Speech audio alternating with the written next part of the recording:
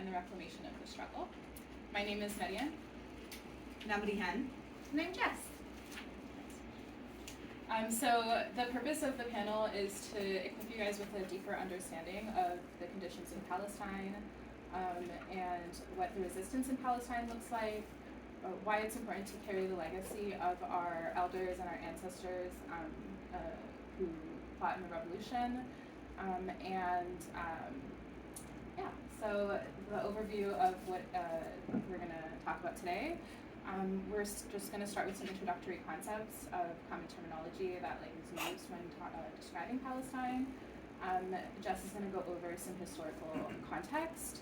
Rihan is going to talk about some of the conditions today and what resistance looks like on a day-to-day basis in Palestine, and then we'll tie it back to the global context and what we can do here locally as well. So just to kind of set the stage, we are the Palestinian Youth Movement. It is a transnational grassroots movement of Arabs and Palestinians who are affected by Zionist occupation. And we work towards the liberation of Palestine, the right to return of all refugees, and the dismantling of Zionism.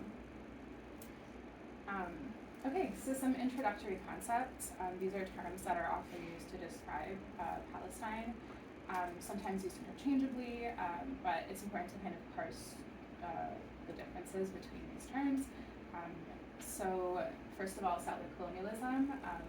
It is a process by which foreign people invade and settle on a land under the oversight of an imperial power.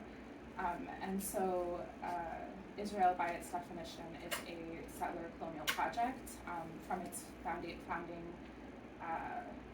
foundations by the European imperial powers at the time. That was Britain and France. And settler colonialism requires the ethnic cleansing of the indigenous population by violent removal, displacement, assimilation, incarceration, any tools that they have at their power. And then we have Zionism. Zionism is a political ideology. It was developed in the late 1800s, and it is the justification for what we see as a settler colonial project in Palestine. It uses a religious basis for the colonial process, saying that the Jewish ethno-state is the God-given right of the Jewish people at the direct expense of Palestinians. And so it's important to distinguish that anti-Zionism is not anti-Semitism, but actually in its founding, Zionism was a racist solution to anti-Semitism in Europe originally. Its founder, Theodor Herzl, the plan was to remove Jewish people from Europe to solve what was called the Jewish problem at the time, and have them settle in Palestine at the expense of Palestinians. So actually Zionism in its founding is anti-Semitic in itself. And then we have apartheid. Simply put, apartheid is two sets of laws that are differentially applied to people within a nation state or a country. So, and though that's differentially applied based on race or religion or nationality.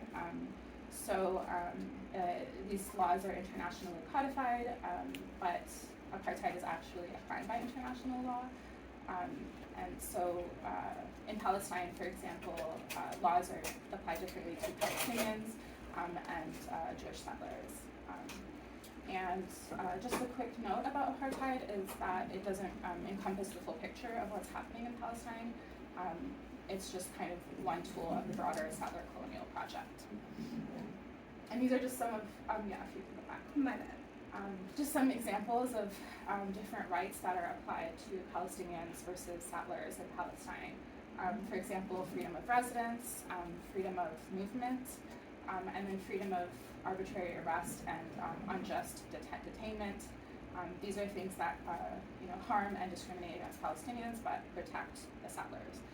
And this is just one small section of many laws that are constantly being invented to oppress Palestinians in Palestine. And then I have some quotes here just to kind of show the violence of Zionism.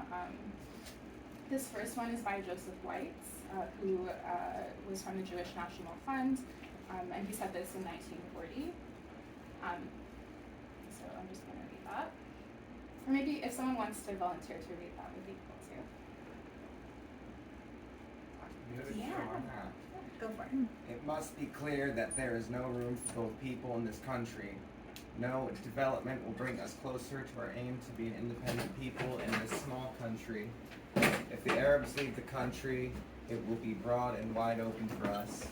And if the Arabs stay, the country will remain narrow and miserable. The only solution is Eretz Israel, the Jewish state without Arabs. Thank you. And this next quote was said by David Ben-Gurion, who was the first Prime Minister of Palestine. Does anybody want to read this one? Now transfer of a completely different scope will have to be carried out. In many parts of the country, new settlement will not be possible without transferring the Arab farmers. I support the compulsory transfer. I don't see anything immoral in that. So you can see by the founding of the State of Israel, it really did intend to ethnically cleanse Palestinians. And there are many examples of how this played out. So just to wrap up the kind of introductory concepts, to understand Palestine, we look at the broader settler colonial landscape, which is enacted through apartheid, military force, and state tools to ethnically cleanse Palestinians. But it's also important to kind of critically assess our language. And sometimes the term settler colonialism, apartheid, all of these actually still have limitations.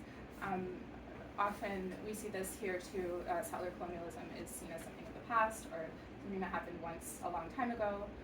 And so a term that is more fitting for Palestine is Nakba or ongoing Nakba. And it kind of gives us that kind of continuity of history and where we're currently at. So I'll pass it over to Jess to talk about the historical context. Right. My phone stopped giving me the thing, so I may need your laptop. Thank you. Cool. So I'm going to go over some of the historical context. Thank you, Miriam, for giving us the overview there. And I'll do the things. So this is just giving us a quick timeline of some key events that I'm going to cover. And I'm going to do my best not to go onto historical tangents because my strong suit is history. So. And so if I have to read it back in, I will. Sorry, y'all. Fix this for me. I'm also technologically challenged. Thank you. Alright, so prior to what we, so I'm going to start by letting you guys know what Palestine was prior to the State of Israel becoming a thing. So prior to what we know the modern Middle East to be today, it was under Ottoman rule from the fall of the Byzantine Empire up until World War I. The British Empire was going through a transition that laid the framework for modern day borders that we see today. And it's important to note that in the context of Palestine under Ottoman rule, it wasn't a single political unit or anything like that, but it was under Greater Syria, and it was named as Palestine, and it was its own entity it wasn't its own nation state. Nation states weren't a thing at that time under Ottoman rule. But Jerusalem was very cosmopolitan. It was a major trading center. It was a religious center, a cultural center, and one of the main administrative sites for the Ottoman Empire. The people of Palestine there had their own identity, own ethnic groups, own religious identity, and they had their own thing. So it's just important to note what the landscape was prior to the Ottoman Empire falling. So during the end of the 19th century and the start of the 20th century, the British Empire was going through a transitional phase. We can see this transition take full flight with this Campbell-Bannerman Conference, which is later renamed the Imperial Conferences by the imperial powers that are attending these conferences. The people that are that are in attendance at this conference are prominent historians, sociologists, geographers, agricultural scientists, petroleum experts, economists, and such. So it's important to know who these people are and who is in attendance and is at the table, as it helps to understand what kind of land is available and valuable. I'll get back to that. These kinds of people are at the table, and they're important and critical in understanding and helping the British Empire understand what new land is available for them to conquer and what is the best land for them to conquer strategically from an agricultural, economic, and like petroleum standpoint at this point. Because the empire is shifting from the British Empire to the Commonwealth of Nations, this is where we see this transition take place under these imperial conferences that are happening at the in London under the Campbell-Bannerman Conference. Campbell-Bannerman is the prime minister at the time, and in relation to Palestine, this is considered the starting point of where the Zionist project starts to take shape. This is considered the starting point by many of the Arab researchers, and it lays the framework for the future British mandate that's to come in the early 20th century. One of the main reasons that is believed to be the starting point is because of a series of documents that came out from this conference. And in these documents, recommendations are made to the Prime Minister at the time, emphasizing that establishing a strong alien-human barrier in the land bridge that's linking Europe to the Old World, and both the Mediterranean to form in the region near the Suez Canal it's important. Force hostile to the peoples of the region and friendly to European countries and their interests is a practical and immediate implementation of the proposed methods and approaches. So essentially just laying down the framework that we need to add something here to create chaos so that we can access these resources. Yay.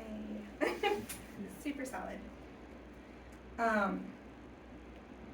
So this, I don't know how to use a map. Okay, cool. That's one point that's usually never covered when we're like talking about how the state of Israel comes into play.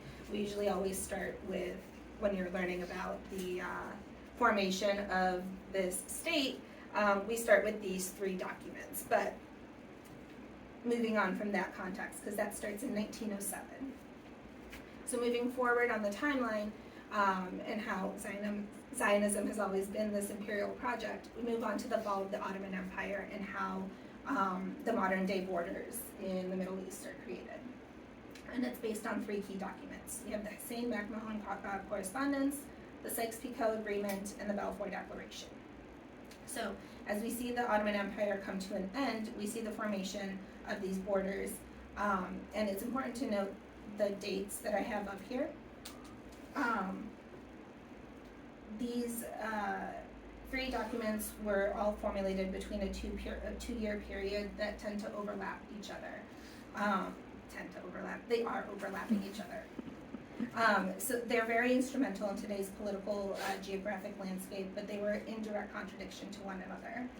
And they were all planning on how to conquer the Arab land after the fall of the empire. In the Hussein-Macmahon Correspondence, it's a series of 10 letters between the British High Commissioner of Egypt at the time, Sir Henry Macmahon, and the Sharif of Mecca at the time, Hussein bin Ali. So in this agreement, in these correspondence, an agreement is reached to recognize Arab independence in exchange for the Arabs entering the war on the side of the Allied powers to fight against the Ottomans. And when I say the war, World War I. This results in the Arabs joining the war in June 1916 and successfully defeating the Ottoman forces. the Allies gained not only military power and local knowledge of the Arabs, from the Arabs, but it counteracted the Ottomans' call to jihad and maintained the support of like the 70 million Muslims that were in India that were under the British Commonwealth at the time as well. So it was a very strategic move for the British and the Allied powers so that they could win the war and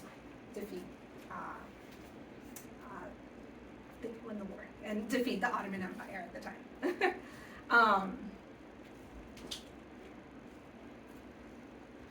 The Sykes-Picot Agreement is actually a secret treaty that was between Britain and France that was occurring concurrently with the Hussein-McMahon correspondence. So McMahon and Hussein are talking about, hey, help us win the war, we'll give you your Arab lands and give you independence. And then Sykes and Picot are talking, Britain and France, and they're defining how to divvy up the Arab lands after they win the war with their strategic strategy, because Britain knows they're going to defeat the Ottomans with their play that they have with the McMahon and Hussein correspondence. Solid. So the secret treaty defines that there are agreed upon areas of control and influence in the Arab lands with planned eventual fall and partition of the Ottoman Empire. It's in direct contradiction with the agreement of the correspondence. So Sykes and Picot agreement is what sticks in the end. It draws the borders on the map regardless of any native forms of government or association between any of the religious or ethnic groups that already exist there. Britain takes Jordan and Palestine. France takes Syria and Lebanon. And these borders are an imperial colonial invention. Like, they're just arbitrary lines that are drawn based on how they wanted to divide their lands and their ways. And this, again, Hussein McMahon, 1915 to 1916, and then Sykes-Picot, 1915 to 1916, happening concurrently. And this treaty is revealed by the Russians. Russia reveals the plans of the Sykes-Picot Treaty in 1917, shortly after the Balfour Declaration is revealed. After the Arabs help the British win the war, or not win the war, but defeat the Ottomans in that portion of the war. They're like, yeah, you did your part, cool. Balfour Declaration comes out. And I can't remember specifically at this point, but I will. Russia reveals to everyone the secret treaty, because they were kind of in on the treaty as well, but then, shocker, the Brits backstab them somehow. And they're like, you know what, let's just tell everybody what you were up to. And the Arabs understand that that there are plans to undermine their independent Arab state, per the correspondence in the Hussein-McMahon correspondence. So during this time, Zionism as a movement for Jewish self-determination and nationalism is growing in Europe due to intensifying anti-Semitism there. There's powerful lobbying power, pressuring the British to help solve this problem of the Jewish question. And shortly after the Balfour Declaration is what comes out, and it's declared November 2nd, 1917. The UK's Foreign Secretary, Arthur Balfour, sends a letter to Lord Rothschild, who is one of the prominent Zionist leaders in the British Jewish community, declares Palestine as a national home for the Jewish people. The document itself is very vague in promise of land for Jews. No mention of state in the document. It demonstrates buying claims to the land known as historic Palestine. It has colonial erasure, mentioning non-Jews not being in the land, and negating political embodiment. So civil and religious rights, not political rights. And then those three documents there are widely accepted as the foundation of the state of Israel. So moving on from that, it leads us into the British Mandate of Palestine, which ends up lasting from 1917 to 1948. So under the, once World War I comes to an end, Palestine becomes a mandate under British rule. And it's formalized by the Sykes-Picot Agreement up until 1948. So as Britain and France divide all their winnings from this war, they turn these states into mandates where they have either direct or indirect control of the land and the people of that land. Palestine was established as a political entity in 1920 by the League of Nations, which is a league that is an outcome of a treaty that, out of the peace conference that is had after World War I, where everyone came together. Again, I'm not going to go on tangents, keeping it on topic. And the premise was to categorize who could and could not rule themselves, essentially. So, under the British mandate, there was a growing Jewish migration to Palestine. The Jewish National Fund started buying big plots of land. British administrative rule included government, education systems, military, and at this time you see Palestinian resistance start to evolve. Arab present, you have the Arab Peasant Revolt in 1936 to really starts that resistance and revives it, or initiates it, ignites it. And then also in this time period, the Holocaust in 1941 happens, so you're seeing a propelling Jewish flight globally, and huge amounts of immigration come through. Great Arab Revolt. So this is a popular peasant rebellion that was propelled by the assassination of Izz ad-Din al-Qasim, that turned into an organized general labor strike. The person assassinated was a prominent leader of the Arabs at the time that had come from Syria to organize the people of Palestine, and he was one of the imams that had come over to help the popular resistance after all the events that had been happening, and broken promises from the British and everything that they had been experiencing for the last 15 plus years. The strike was initially organized by the workers and local committees. The Arab Higher Committee formed when the political leaders became involved to help with coordination. The committee resolved to continue the general strike until the British government changed its present policies in a fundamental manner. And the demands of this were threefold. One, the prohibition of Jewish immigration, the prohibition of transfer of Arab lands to the Jews, and then the establishment of the national government responsible to a representative council. The outcomes of this, though, or direct results, the Arabs under this specific revolt, although organized, mobilized, and built to a great mass movement, they were met with really harsh aggression from the British. Military law allowed the British for very swift prison sentences. Thousands of Arabs were held in administrative detention without trial and without proper sanitation. Overcrowded prison camps became a thing.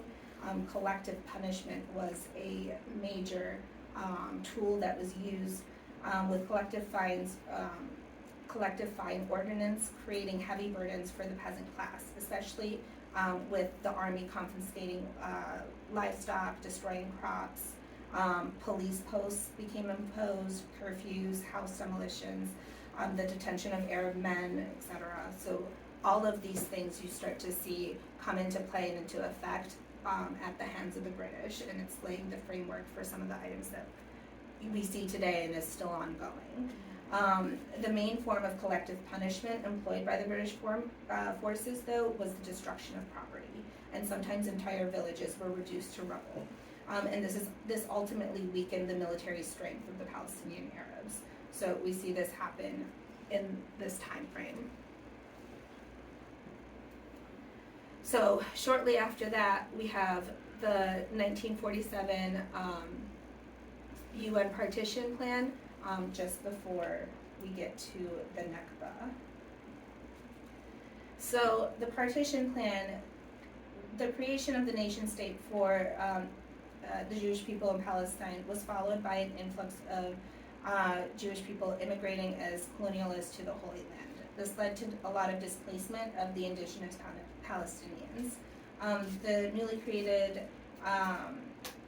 United Nations approved a plan to partition Palestine into Jewish and Arab states.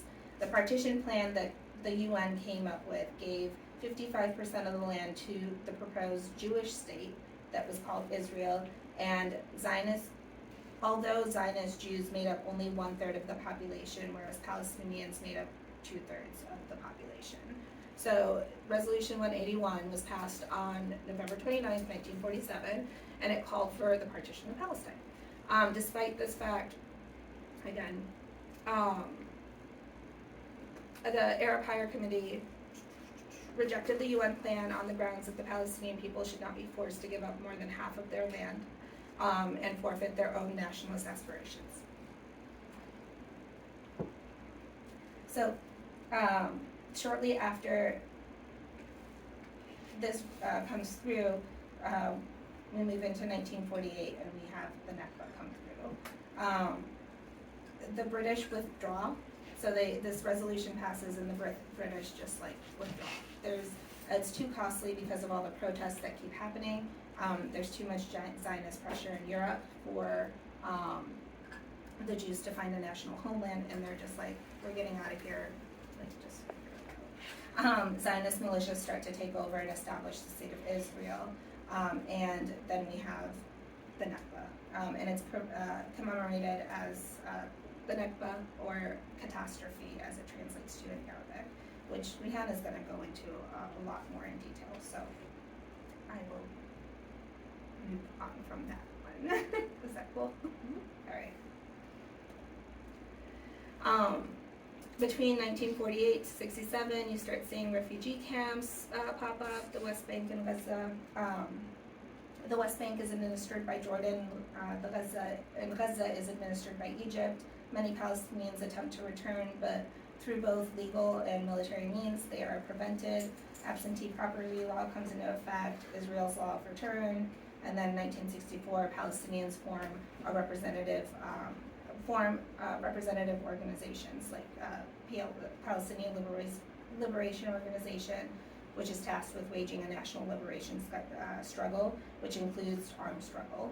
And then in 1967, we have the war between Israel and the surrounding Arab states, and Israeli occupation begins. So, there we go. Israeli occupation becomes embedded in the power moves of Israel, taking over more and more land. This, although it's like a negative thing, it revitalizes the Palestinian struggle with a national liberation characteristic. So 1967, we have the Six-Day War. Israel seized the West Bank, East Jerusalem from Jordan, and the Gaza Strip from Egypt, and the Golan Heights from Syria, and it puts them under military occupation. But as we see, the occupation and colonialization of Palestine has started way before all of this has occurred.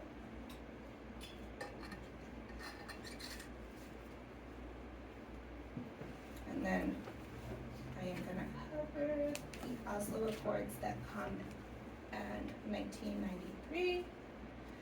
After all of this time of growing a national liberation movement, because of all the struggle that is happening in Palestine, Israel and the PLO, the PLO, I'm sorry?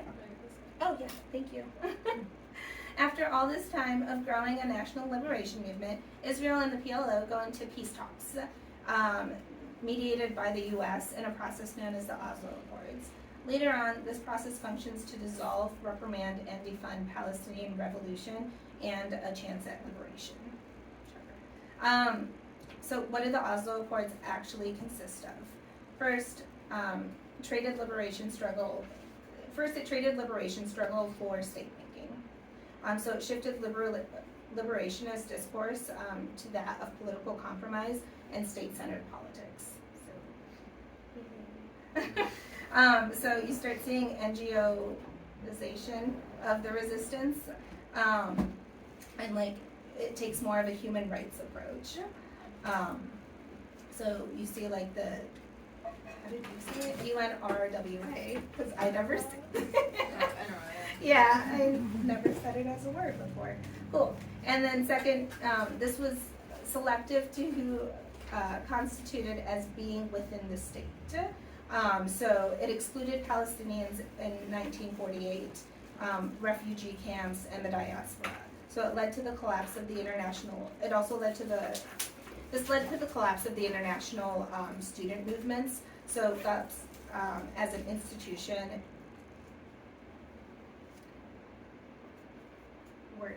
it led to the collapse of the international student movement. So GUPS, which is the, I cannot think of General Union of Palestinian Students, became an institution of the PLO. And then the collapse of union, we see the collapse of unions, which were institutionalized under the PLO. So it all kind of just don't involve the state. All right, and then third, this left us with a PA, like a Palestinian Authority, and a defunct PLO, like Palestinian Liberation Organization.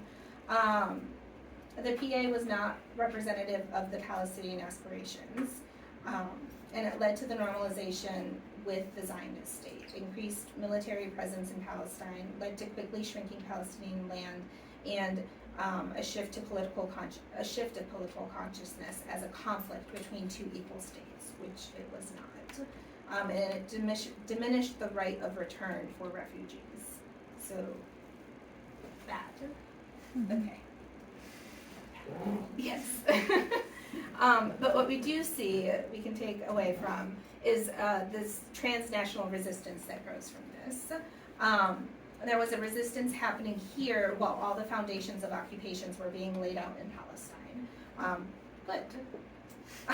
OAS, the Organization of Arab Students, formed in 1952 in Ann Arbor, Michigan, as Nasser rose to prominence and George Habash started the Arab nationalist movement. Arab leaders saw OAS as the most important pan-Arab political vehicle in the U.S. OAS was composed of mostly recent immigrants who intended to return to their homelands. GUPS, the General Union of Palestinian Students, was an institution of the PLO globally and was less politically unified on Marxism and or Arab nationalism than OAS. Overcoming discontinuity and a new generation and the retrieval of history.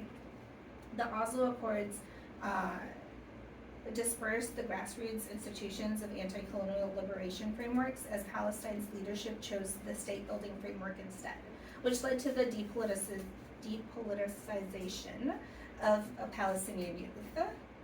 So, yeah, that's my really quick history that I tried to make quick for y'all. But I'm going to pass it on to Rihan to talk about the current conditions of Palestine and the ongoing Nakba and resistance.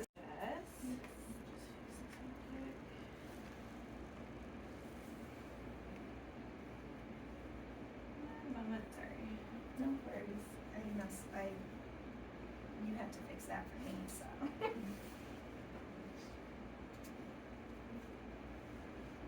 Okay. So during this portion, it's important to keep in mind all of what Jess talked about, the historical context, because that's important to understanding the conditions that exist today. And so although Nakba references a moment of history in which, Jess covered, in which there was like mass both murder and disposition of Palestinians from Palestinian lands. The Nakba is not just an event, it's ongoing, and the Nakba, which is the Arabic word for catastrophe, is used to describe the ongoing oppressive treatment of Palestinians, whether it be the denial of right to return, the apartheid wall, the checkpoints. We'll provide different instances throughout my portion. I plan to expand on this notion of the ongoing Nakba by drawing on current conditions and upon my recent trip there, provide some examples from there. The focus on today's presentation will just be on the West Bank, but I do want to acknowledge that the ongoing Nakba is occurring not only in the West Bank but also outside of it, in what is termed in the Zionist state for Palestinians who still live there, and those who are in refugee camps in surrounding countries, and in the broader diaspora. And I do want to also provide some further context of the West Bank itself and sort of the land ownership of the land. This is just a screenshot of the UN OSHA map, which is an agency of the United Nations. I highly suggest you all go online and play with this interactive map, because it allows you to sort of see the overlapping layers of the different oppressive systems that exist on the land. But this is just a snapshot, and the reason why I wanted to show this particular part is because it really shows, Jess mentioned the Oslo Accords, and you'll notice that a lot of the structures and systems that exist today in the West Bank is because of the Oslo Accords. So there's, the West Bank is split into 3 areas, known as Area A, Areas B, and Area C. The majority is actually Area C. This is all of the blue that you see. And Area C is both administratively and militarily controlled by Israel. It's essentially effectively completely controlled by Israel. This is where we see a lot of the settlements built, along those other things. And then Area B is the area that's immediately around it's like the beige color. This is administratively controlled by the Palestinian Authority and militarily controlled by the State of Israel. These are like the villages surrounding primarily the villages surrounding the cities, and then the white, which is like the smallest number, this is like supposedly completely controlled by the Palestinian Authority, both militarily and administratively. These are just the city enclaves. You see Ramallah, you see Nablus, you see Jenin, you see Bethlehem, you see Hebron, and they're all completely segregated and separated from one another, usually having 1 or 2 roads that are connected. At any moment, Israel can come in and shut these roads down, and it's essentially creating an open air sort of prison for each of these city enclaves, completely separate and distinct from one another, completely strategic. So in between all of these, you can move on. In between all of these, sort of the areas B and area C, there are hundreds of checkpoints. There are over 500 checkpoints in the West Bank, and significantly, these checkpoints control not necessarily the movement from the West Bank into preventing movement into the Zionist state of Israel, but it's actually controlling movement within the West Bank itself. That's where a majority of it. And these checkpoints impose military law. Another important context is all of the law that Jess mentioned that happened because the British sort of established, and under the Ottoman rule, the sort of administration detention, the military law. When Israel and the Zionist state sort of took control, it did not change any of these laws. So all of the military laws and that was used in response to the revolts were still in place, and actually are still in place, and relied upon Israel. So even the absentee property law, all of these things still exist, and what Israel uses to sort of control the Palestinians. The restriction on freedom of movement in these checkpoints, have major consequences on Palestinian life. So if you're Israeli, you pass through these checkpoints relatively easy, and if you're a Palestinian, it really depends on the whims of the young Israeli soldier who you happen to pass by on that day. It could be you can be denied access without reason, detained for hours, strip searched, completely removed from your car, everything strip searched, blindfolded, put in metal cages without access to food or water. Again, it's completely unpredictable. And so these are just examples of some of the checkpoints that are there. Related to this, Palestinians must carry an ID called the Palestinian Hawiyah. There's different forms. So if you're in the West Bank, you have the green ID, and this is the lowest form of identification that has the most restrictions. And if you're in East Jerusalem, you have something called the blue ID. This is for essentially what we think of the permanent green card, permanent resident. So that can be taken away at any moment. But they have slightly more freedom in East Jerusalem. But they must carry the ID at all time. And Palestinians must acquire permits to travel between Palestinian territories, and different permits are required for different needs. So you have to have a different permit for healthcare, for work. We'll talk about agricultural lands in a moment, but to access your agricultural land, you need your own separate permit. Again, this is all through the Zionist state of Israel.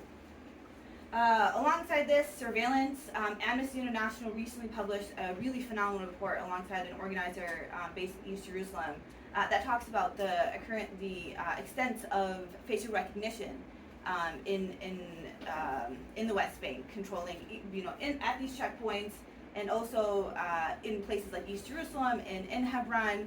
There are like cameras literally you just walk down, the alley. There are just cameras everywhere, and so the importance of the facial recognition technology and the extent. I highly suggest you just kind of go through this report and learn more about it.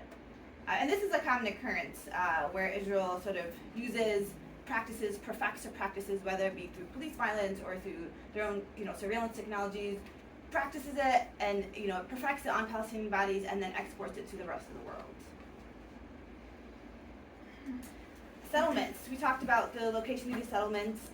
These are civilian communities that Israel built on lands under military occupation, primarily under Area C, which, as we saw, is the majority of the West Bank. And so they set up these communities that almost always sit on hilltops overlooking Palestinian villages and towns, strategically placed there.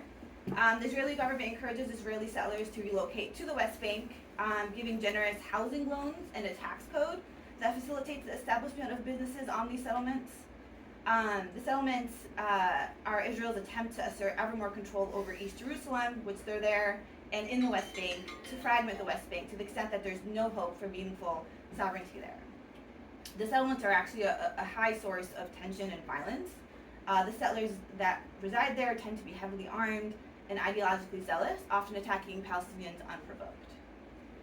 And even in the West Bank, they're part of the appeal to kind of going to live in the settlements. There are separate road systems, and so you'll see that Israel has developed their own separate, intricate road system that is just used for the Israeli settlers that live in the West Bank that Palestinians cannot and do not have access to. One of the primary ways is Palestinian cars have a white license plate, and Israelis have vehicles have yellow license plate, and so that's one way to distinguish that. And then there are obviously signs spread out, be careful, like dangerous lands, and like again throughout the West Bank, that's meant to protect the settlers in the West Bank. And Palestinians are subject to military law, whereas Israelis that live on the settlement are subject to civil law. And in addition, they take control over the local water and agricultural resources. So these settlements actually, because of Oslo and the terrible legacy that Oslo has created, Palestinians don't have access or don't have free control over the water resources in the West Bank. And so Israel uses that to provide the resources for the settlements. In one instance, we visited a place called Susia, which is a village. The villagers had to sort of seek refuge in their agricultural land to hide or to sort of seek refuge from violence that Israel was attacking for their village. I mean, there's a whole other religious component, or not necessarily religious, but there's a whole other reason why Israel sort of did that to this particular village. But to this day, Israel refuses to allow the villagers to return back to their village, and so I mean they literally live in aluminum shacks, not because they can't afford to have anything, but because Israel refuses to let them build anything on their land. One of the reasons that they say, or Israel prevents them from doing so, is that they say you can't have electricity. There's no way we can provide electricity or water. You won't have access or support to that. While we were sitting in the actual this playground that was built by some sort of international organization, we literally saw electric wires sort of going through the village to support the settlement that was super nearby. So clearly a lie. The wall is another instance of the ongoing Nakba. In June 2002, the Israeli government began construction of a separation wall. This wall is longer and taller than the Berlin Wall, 25 feet high, 400 miles long. Most of the wall is actually not built on the Green Line, and the Green Line is referred to as the line between the West Bank and the Zionist state of Israel. Most of it is actually built in the West Bank itself, annexing about 9% of the land, and it actually sits on top of the most fertile land of the West Bank. I mentioned the agricultural land. The placement of this wall is so arbitrary that it actually cuts off villages, and it blocks off, and I'll provide some instances in a moment, but access to agricultural land for some portions is on one side of the wall, and the person that owns the land and the agricultural land is on the other side. And so access to these lands are channeled through 80 gates across the wall. And the majority of these gates only open during the 6-week olive harvest that happens near the end of the year for a limited period during the day. And again, just through permits. You need permits for literally everything, even to access your own lands. One instance of how arbitrary the placement of these walls are is a village named Qalqiya. The entire village is completely closed off by the wall. So 50,000 Palestinians in Qalqiya are almost completely cut off from the world. Entry and exit in and out of the village is controlled by a checkpoint. It further deprives the Qalqiya residents from basic needs to work, to receive proper medical care, to harvest their own land, and it actually sits on the region's largest aquifer, which sources about 52% of the water in Palestine. The village has had the potential to develop lush, fertile valley, but because of the Oslo Accords, Palestinians aren't allowed free access to that water. Al-Walaja is another village that I visited when I was there in February, where the entire part of the village borders the wall, and in fact, one part of the wall actually blocks off one villager's home. So his home is on one side of the wall, and then the entry and exit to his home is on the other side of the wall. So literally you open the door, it's his house. You come out and it's the village itself. So he himself can come in and out of his home freely. But if the villagers want to visit their fellow friend or whatever, their neighbor, they actually need to get a permit from the Israeli government. And there's a camera that sits right outside of his home, outside of the door. And our host there told us that about a year ago, the Israeli army came and took him in the middle of the night to interrogate him for why the camera wasn't working then. And it turned out, so he was interrogated for hours on end, but it turned out the camera just needed batteries, and they assumed that he had manipulated it or tampered with it in some respects. Another interesting sort of layer to the wall is that the relationship that Palestinians have with the wall is also varying. So in places like Bethlehem, people add art as a place of resistance, as a place of sort of making statements and whatnot. But in the village that I just mentioned in Al-Walaja, the villagers refuse to add color to the wall. They refuse to acknowledge its existence, refuse to engage with the wall, because to them, if they do that, that's a sort of a version of them accepting the existence of this wall. And we also learned that the other side of the wall that faces the settlements, which is usually almost always sort of side by side, it's actually beautified and made to look not like a slab of concrete. Denial of residence is another sort of instance of ongoing Nakba. So many of the Arab Bedouin villages live in unrecognized and therefore illegal places. I visited a place in the West Bank called An-Naqab. It's in one of these unrecognized municipalities. The family there in this village named An-Naqab refused to relocate. And so because they're unrecognized, they didn't have access to any sort of resources. But actually through the human rights framework in the Israeli court system, they were able to win some wins. So only very recently they were able to have a school system. Only very recently they were able to have a water system that you can see. This is a picture of the water system that's for the entire village.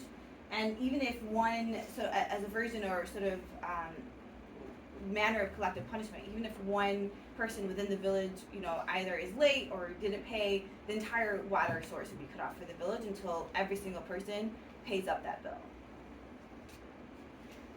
But again, another instance of resistance that the villagers refuse to relocate, refuse to move because this is their home, and so they sort of have their small wins as best as they can get those. Another form of collective punishment is home demolition. This is actually enough of as well, and they actually rely on solar panels for their source of electricity. Cute. Sorry.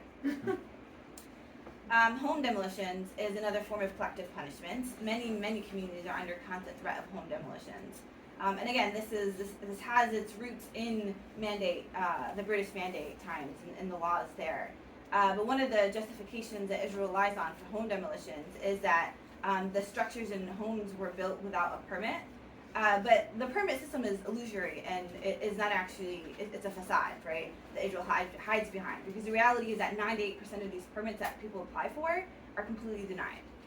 And it's the same for not only demolitions of homes, but also complete demolitions of entire villages or an expansion of a village.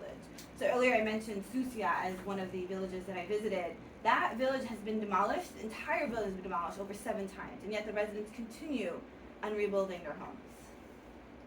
Actually, the village was it's sort of in a standstill situation because it was under, it was actually subject of a recent international campaign to avoid the recent demolitions. And they were successful, and Israel agreed to sort of at least pause the demolition orders that the village is subject to until it gets resolved through the courts. One of the biggest holdups is that Israel continues on saying you need to develop a master plan for the village. And they have repeatedly developed a master plan for the village, but each master plan has been rejected over and over again. And so, they like I said, they literally live in shacks, not because aluminum shacks, you know, dealing with the harsh weather conditions, not because they can't afford it, because they literally cannot and are not permitted. They also talk about the existence of drones that, you know, that it goes over their village to track any sort of expansion, any sort of extension that's built. And if Israel sort of identifies as any sort of new structures, it'll literally come down or come and demolish the entire structure that the extension is attached to, not just the extension itself. And what's more is that if Israel comes and demolishes your home or the structure, they send you the bill. So the person whose home is demolished has to pay for this bill. And what has been recently happened as an effort to avoid this like insane bill, that Palestinians have actually been demolishing their own homes as a way to sort of save money on that cost, or to save costs. Did we need to see a slide again? Gaza is another instance of the ongoing Nakba.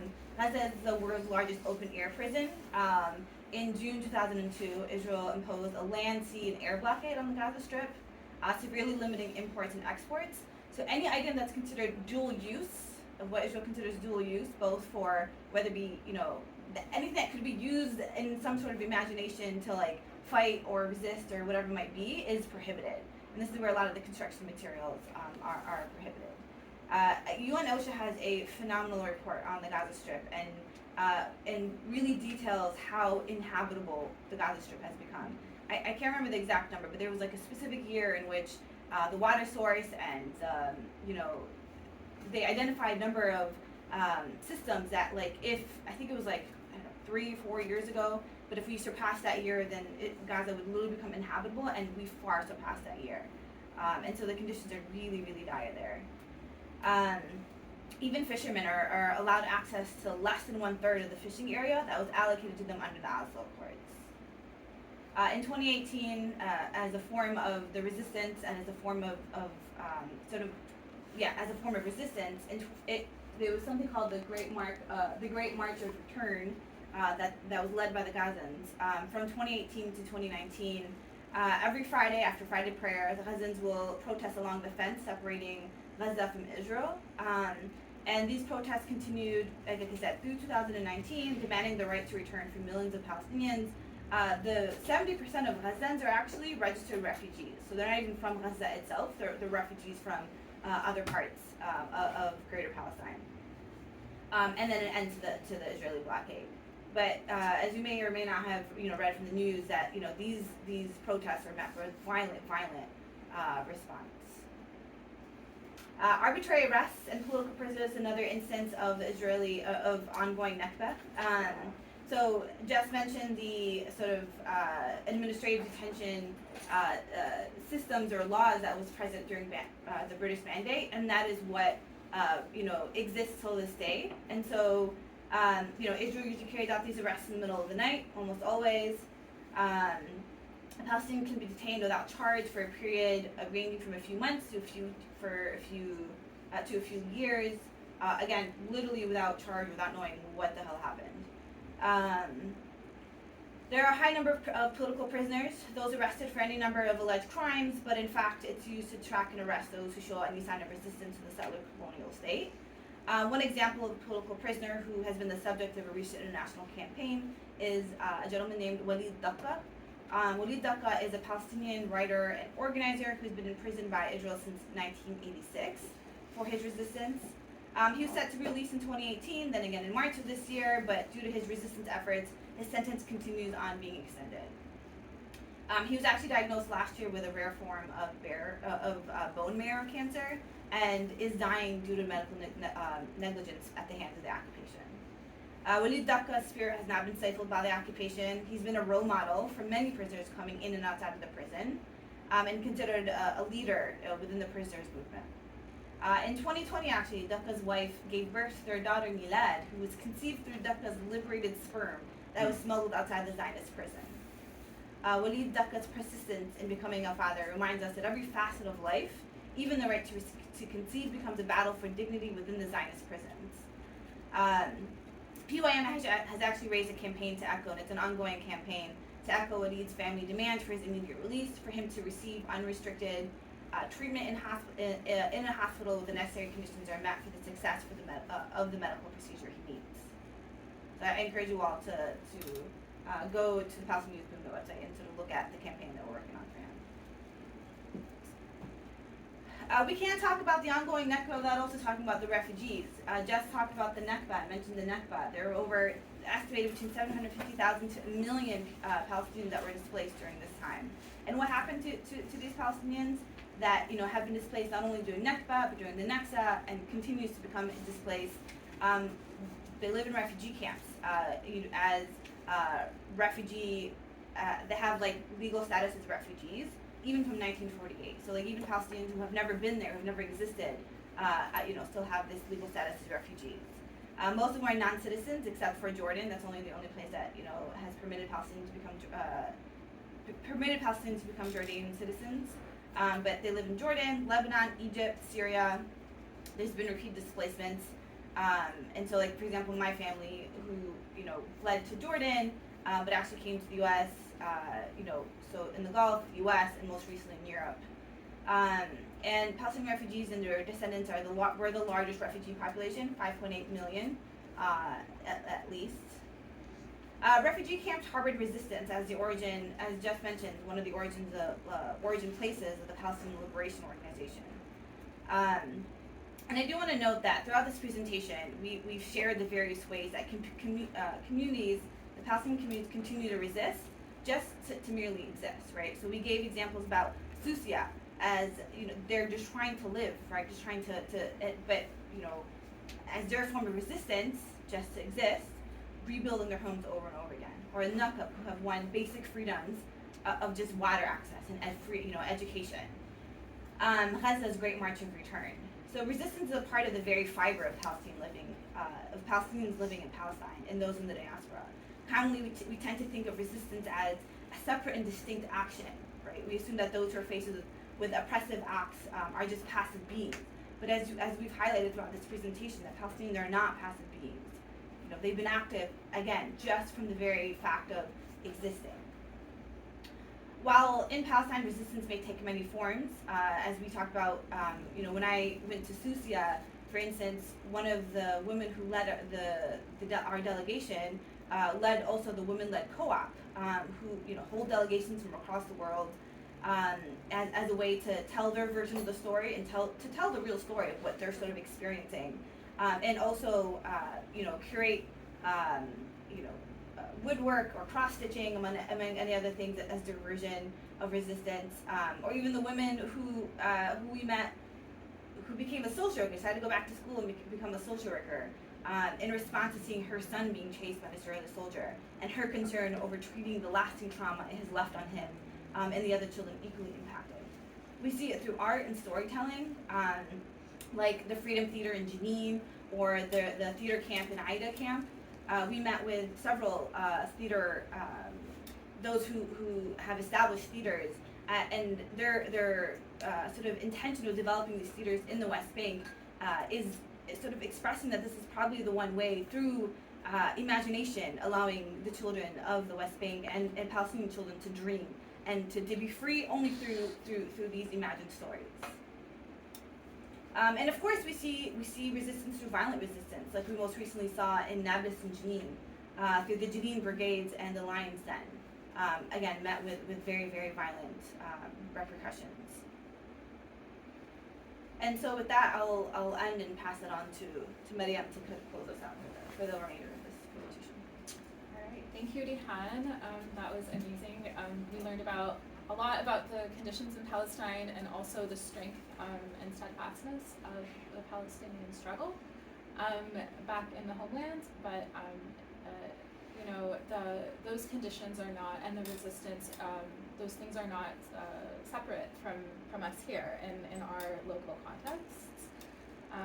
We're not removed from it, no matter who we are. Our conditions are linked, and so I just wanted to talk a little bit about how that looks. In the broader picture,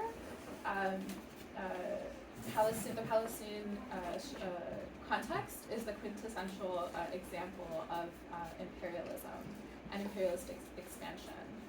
How it manifests on Palestinian land is unique in a lot of ways, but it is a familiar story of conquest and domination, starting here on Turtle Island. There are a lot of mirroring ways that we see colonization here. So from the British Mandate to the US, Palestine has always been vied for being an imperial stronghold, so that the West can maintain power in the Middle East. And the US has worked very hard to ensure that Israel is kind of a political mini for themselves here, so that they can establish like these economic partnerships and political alliances on the global stage. However, from the early peasant revolts until now, throughout this entire time, the Palestinian liberation struggle will always be a site of Arab unity in the face of fragmentation. Among the Western left today, Palestine is often used as kind of a litmus test to see if, someone's capitalist values apply to every oppressed nation in the world, or if they're really only reserved for people in the U.S. And so that's kind of a starting ground, but the question of Palestine is more than that.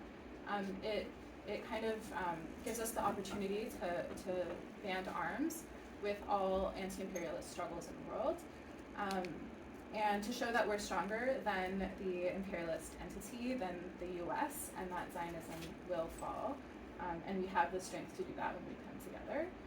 And I wanted to show some examples of some anti-imperialist struggles around the world that have shown some material or ideological support to Palestine, displaying that strength and unity. So this is one really amazing example that shows the link between our struggles.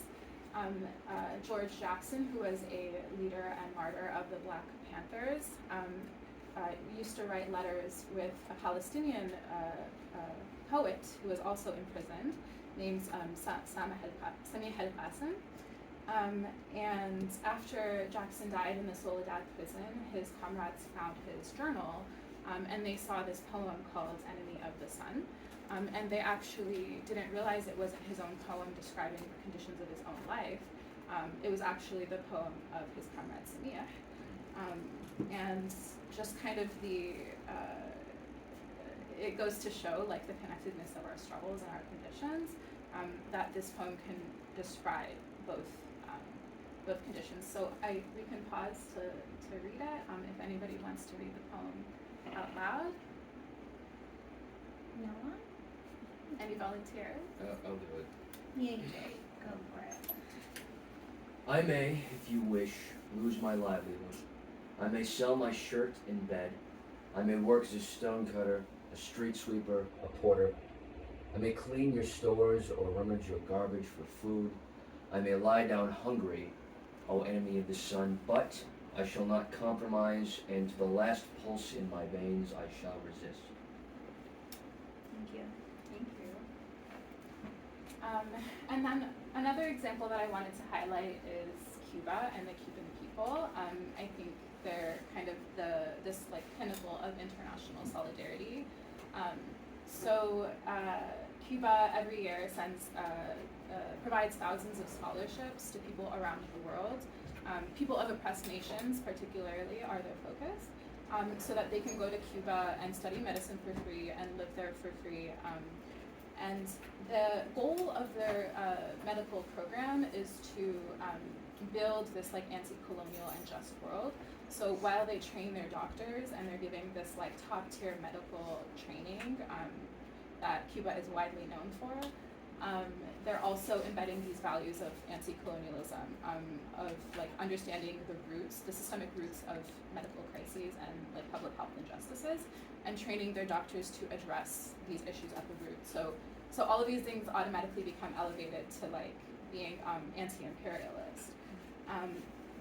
So these are just two examples of international solidarity for Palestine, either materially, ideologically, but there's countless of other examples, including indigenous nations here on Turtle Island, Vietnam, South Africa, Ireland.